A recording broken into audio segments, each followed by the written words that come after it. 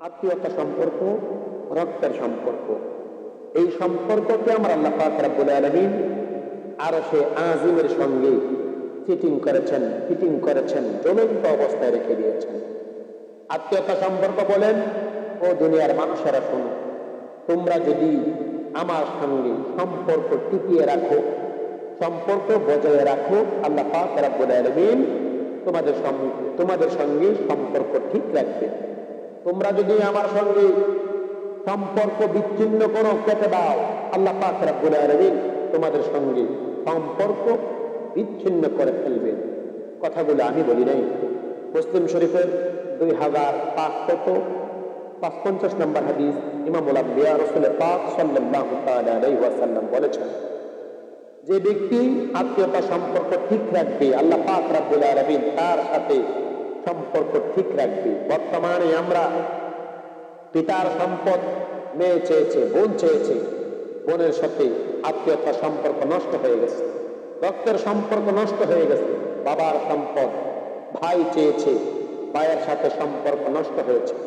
দুনিয়ার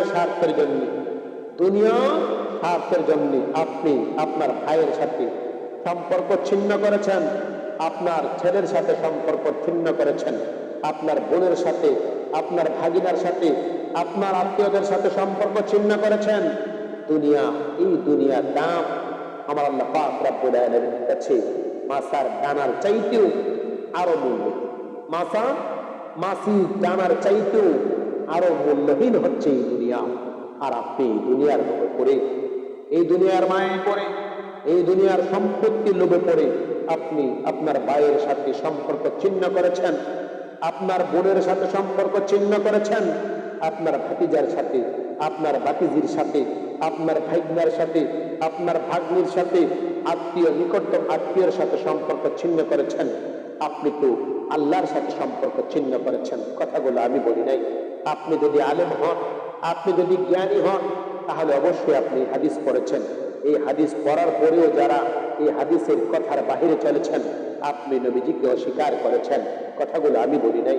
আমরা যদি বুখারী শরীফের 3000, আমরা যদি বুখারী শরীফের 7280 নম্বর হাদিসের আলোচনা শুনি, ওখানে রাসূল পাক সাল্লাল্লাহু তাআলা আলাইহি ওয়াসাল্লাম বলেছেন, আমার কুল্লু উম্মত জান্নাতে যাবে ইল্লা মান আবা, যারা আমাকে অস্বীকার করেছেন তারা ব্যতীত।